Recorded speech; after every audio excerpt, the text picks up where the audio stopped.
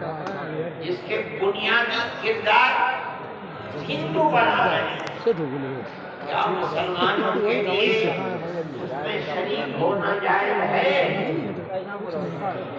حضرت نے فتویٰ دیا جس طرح ایک ہندو اور ایک مسلمان کاروبار اور بزنس میں شریک ہو سکتا ہے، اسی طرح کانگریس کے ساتھ مسلمان شریک ہو سکتا ہے، بشرطے کہ اپنے دین کا نقصان نہ ہو۔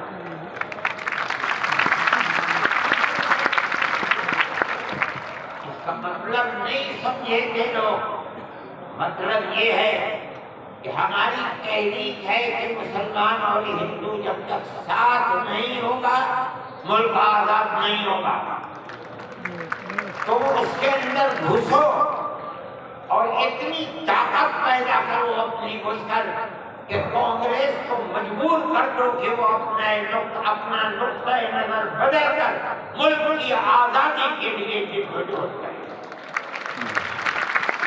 چنانچہ کانگریس نے اپنا نقطۂ نظر بدلا، ملک کی آزادی کو اپنا نقطۂ نظر بنایا، اور پھر اس کے بعد ہندو اور مسلمانوں نے شریک ہو کر ایک دوسرے کے ساتھ چل کر ملک کی آزادی کے لیے آواز اٹھائی، قربانیاں دی ہیں، اور انہیں قربانیوں کے نتیجے کے اندر ملک آزاد ہو۔ میرے بھائی اس بات کو سمجھیے، جیسے جیسے ملک کی آزادی قریب ہوتی جاتی تھی، جمعیت علماء ہند بار بار کانگریس سے کہتی تھی کہ ہم نے تمہارا ساتھ دیا ہے، آج ہم تمہارے ساتھ کھڑے ہیں، ہمیں یہ بتاؤ کہ ملک کی آزادی کے بعد ملک کا دستور کیا رہے گا؟ کیا سیکولر دستور ہوگا یا مذہبی حکومت ہوگی؟ اگر سیکولر دستور ہوتا ہے ہم تمہارے ساتھ ہیں، اور اگر سیکولر دستور نہیں ہوتا تو ملک کی آزادی میں ہم تمہارے ساتھ نہیں ہیں۔ بار بار ہمارے پاس کانگریس ورکنگ کمیٹی کی تجاویز موجود ہیں، کانگریس بار بار عہد کرتی ہے کہ ملک آزاد ہوگا تو ملک کا دستور سیکولر دستور ہوگا، ہر اقلیت کو اپنے مذہب کے اوپر آزادی سے چلنے کا اختیار ہوگا۔ چنانچہ ملک آزاد ہو گیا۔ اب ملک کی آزادی کے بعد ایک طبقہ اٹھا جس نے یہ کہا کہ کھیر مل گئی ہے، اب اسے کھانے کا وقت آ گیا ہے۔ انہوں نے کہا کہ ملک کی دستور ہندو دستور بنے گا، سیکولر دستور نہیں بنے گا۔ جمعیت علماء کے لوگ تھے، مولانا عبدالکلام آزاد تھے کہ جمعیت علماء کی ورکنگ کمیٹی کے ممبر تھے، مولانا مدنی تھے، مفتی اعظم مفتی کفایت اللہ تھے، مولانا عبدالرحمان سبحانی تھے، اور ان کے پیچھے لاکھوں آدمی تھے۔ انہوں نے کہا جو ہم سے وعدے کیے ہیں ان وعدوں کو پورا کرو۔ اگر ملک کی تقسیم ہوئی ہے اور مسلمانوں کو ایک حصہ دے دیا، تم نے دیا ہے دستخط ملک کی تقسیم پر، تم نے کیے ہیں، ہم نے جوتے کھائے ہیں، ہمارے گلوں کے اندر جوتوں کے ہار پڑے ہیں، مگر ہم نے ملک کی تقسیم کو منظور کیا۔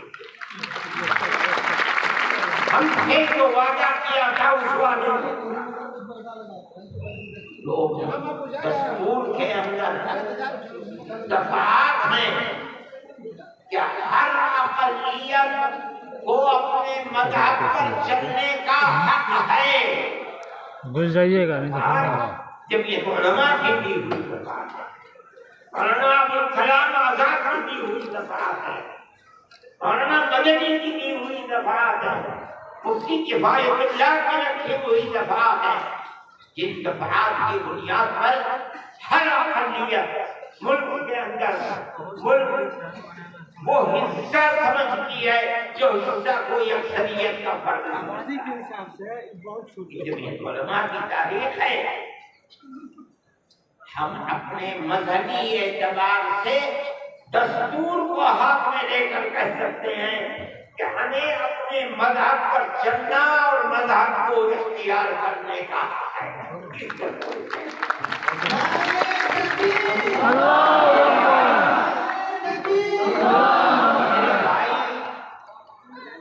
مجھے میرے پاس واسطہ نہیں ہے، میں یہ لفظوں کا نہیں کرتا، جب مجھے فرصت ملتی ہے میں دیکھتا ہوں۔ مجھے آج صبح ایک صاحب نے دکھلایا کہ کل مودی جی نے، وہ بڑے آدمی ہیں، میرے ملک کے وزیر اعظم ہیں، انہوں نے تقریر کی ہے اور اس کے اندر یہ فرمایا ہے کہ وقت ہندوستان کے دستور کے اندر وقت کوئی چیز نہیں۔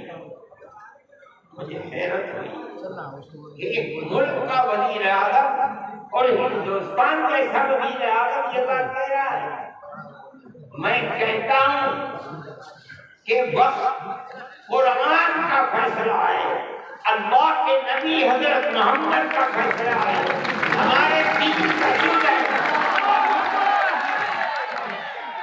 وقت کا لفظ نہیں آیا، لیکن یہ بات آ گئی 2526 دفعات کے اندر کہ جس ملک میں ہر اقلیت کو اپنے مذہب کو پکڑنے، اپنے مذہب کو چلنے کا اختیار ہے۔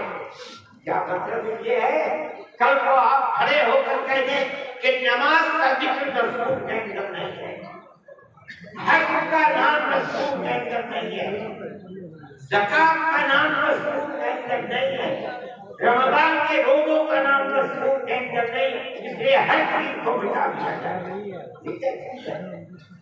دستور مجموعی طور پر دستور نے کہہ دیا کہ مسلمان ایک اقلیت ہے اور ہر اقلیت کو اپنے مذہب پر چلنے کا اختیار ہے، مذہب کی ہر چیز اس ایک دفعے کے اندر آ گئی۔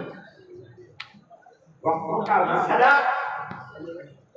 اسلام کے اندر جو چیز اسلام کی ہے مذہب، وہ چیز ہے جو قرآن کے اندر ہے۔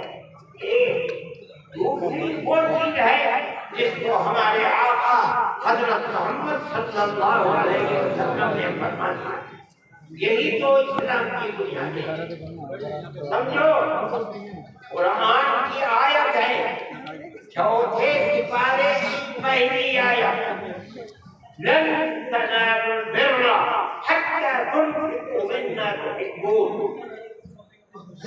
لن تنالوا البر، ہرگز تم جنت کو نہیں پا سکتے۔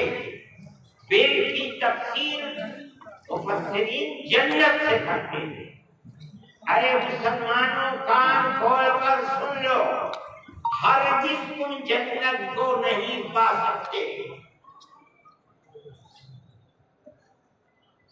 یہاں تک کہ تم اپنے اس مال کو اللہ کی رضا کے لیے خرچ کرو جو تمہارے پاس ہے۔ جس مال کو سے تمہیں محبت ہے، اس مال کو تم اللہ کی رضا کے لیے خرچ کرو۔ جب یہ آیت اتری، اللہ کے نبی نے بیان فرمائی، تو نسائی کی حدیث ہے کہ ابو طلحہ انصاری رضی اللہ تعالیٰ عنہ جو ایک دولت مند آدمی تھے، وہ اللہ کے نبی کے پاس آئے اور آپ نے کہا کہ یا رسول اللہ، اللہ ہم سے ہمارے مال کے بارے میں فرماتا ہے کہ اگر تم جنت کے طالب ہو تو جو مال سب سے اچھا ہے تم اس کو اللہ کی راہ میں خرچ کرو۔ یا رسول اللہ، میرا سب سے بہترین مال فلانی زمین ہے، میں آپ کو گواہ بناتا ہوں کہ میں اس کو اللہ کے لیے وقف کرتا ہوں۔ یہ حدیث موجود ہے۔ مذہب اور کس چیز کا نام ہے؟ جو رسول اللہ